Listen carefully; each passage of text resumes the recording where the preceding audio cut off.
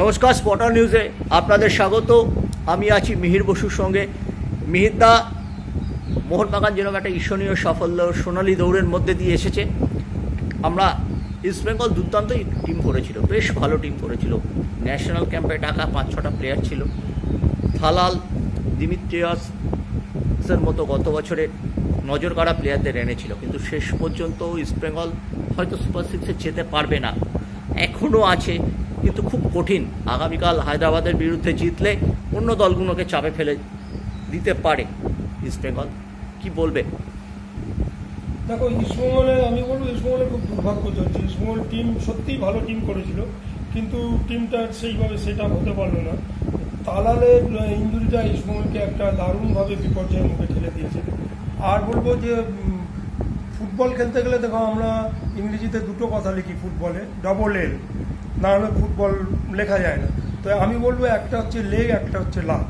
ইস্টবেঙ্গলের ক্ষেত্রে লেগটা দিলেও লাক কিন্তু ফেভার করছে না, যার জন্যই আজকে ইস্টবেঙ্গলের এই অবস্থা।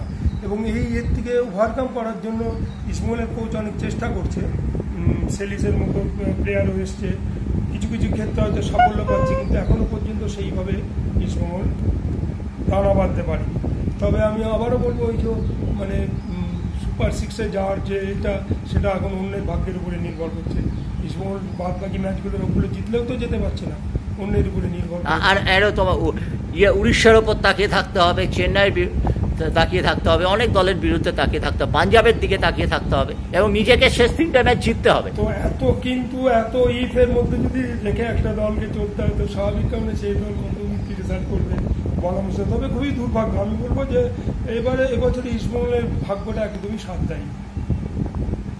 ইনজুরিটা এত হলো কেন? এত ভালো টিম, প্রি সিজনে কি কোনো গন্ডগোল ছিল? অনেক কারণে হতে পারে। একটা প্লেয়ার তার ফ্যাটিক পয়েন্টে চলে গেলে ইনজুরি হয়, এগুলো কোচের অবশ্যই এগুলোকে অবজার্ভ করা উচিত। আমি জানি না, ওভার প্র্যাকটিসের ক্ষেত্রেও অনেক সময় ইনজুরি হয়, বা নিজেকে যদি সে সেই লেভেলে না রাখে, মানে একটা প্লেয়ার সে খেলছে, খেলাধুলো করে, বাদ বাকি জীবনটাকে সে কীভাবে করছে, এগুলো কিন্তু সবসময় রাখতে হয়। তো এখন কী কারণে হয়েছে সেটা তো আমি আর বলতে পারবো না। তবে আমার মনে হয় যে অত্যাধিক প্র্যাকটিসের জন্য হতে পারে, আবার অন্যরকম কোনো কিছু যদি হয়ে থাকে, কম প্র্যাকটিস করে থাকে, সেক্ষেত্রে হতে পারে, আনফিট থেকেও হতে পারে, ইঞ্জুরি চোট লেগে যেতে পারে। তো সব কিছুই ডিপেন্ড করছে সেই খেলোয়াড় সে নিজেকে কীভাবে, মানে সারা বছর সিজনে কীভাবে চালিত করে, এবং কোচ তাকে কীভাবে নিয়ে যায়।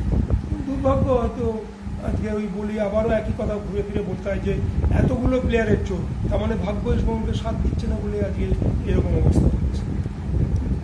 দিমিত্রিয়াসও ফ্লপ করলো। ফ্লপ করেছে দিমিত্রি, কিন্তু আশা করা গিয়েছিল দিমিত্রি আরও ভালো খেলবে। কেন যে ফ্লপ করলো সেটাও বুঝতে পারছি না। ওই টিমের দেখো, একটা টোটাল টিম হিসেবে ইস্টবেঙ্গল কিন্তু খেলতে পারছে না। যেদিন খেলছে সেদিন কিন্তু সাফল্য পেয়ে যাচ্ছে।